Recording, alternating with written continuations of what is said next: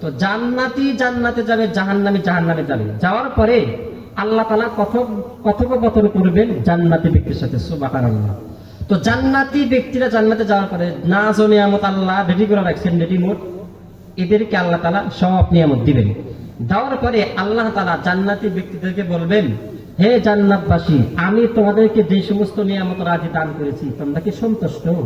তখন জান্নাতি ব্যক্তিরা বলবে, মালিক, আমরা দুনিয়াতে থাকাকালীন তোমার জান্নাতের নাজ ও নিয়ামতের আলোচনা মাত্র আলোচনা শুনছি 3 ভাগ, আর সরজমিনে জান্নাতে আসার পরে আমরা 97 গুণ বোনাস পাইছি, সুবহানাল্লাহ। তো তখন আল্লাহ তাআলা বলবেন, তাহলে তোমরা কি আর কিছু চাও? আর কিছু লাগবে? সব পাইছো? তখন আল্লাহ বলবেন, মালিক, তখন জান্নাতি ব্যক্তিরা বলবেন, মালিক, যা চাইছি তার থেকে বেশি পাইছি, সব নিয়ামত পাইছি আলহামদুলিল্লাহ, তবে একটা জিনিস পাইনি। বুঝতে পারছেন কি জিনিস? আল্লাহ, দুনিয়াতে থাকাকালীন আমার কিছু সাথী সঙ্গী বন্ধু বান্ধব ছিল, আজকে তাদেরকে আমি জান্নাতে দেখতেছি না। তখন আল্লাহ তাআলা বলবেন, যাদের কথা তোমরা বলতেছো তারা তো আজকে জান্নাতে নেই, তারা আজকে জাহান্নামে। তখন আল্লাহ তাআলা তখন জান্নাতি ব্যক্তিরা বলবে, মালিক, তাহলে আমরা একটু ওই বন্ধু বান্ধবদের সম্পর্কে কিছু জিজ্ঞাসাবাদ করতে চাই, তারা কোন কারণে জাহান্নামে গেল।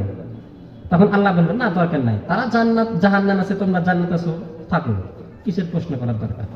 তখন জান্নাতি ব্যক্তিরা খুব প্রচুর চালাক হবে, খুব ফিটনার হবে। তারা বলবে, মালিক, তুমি নিজেই তো বলছো দুনিয়াতে আমরা শুনছি জান্নাতি ব্যক্তি যা চাবে তা পাবে, তো আমি তো একটা চাইছি, দেও।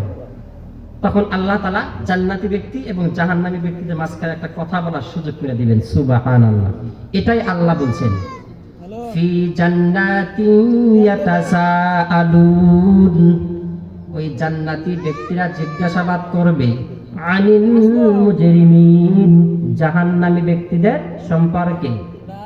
ওই জান্নাতি ব্যক্তিরা বলবে, আনিল মুজরিমিন, ও জাহান্নামী ভাইরা, মা সালাকাকুম ফি সাকর, কোন কোন কারণ তোমাদেরকে জাহান্নামে আনলো?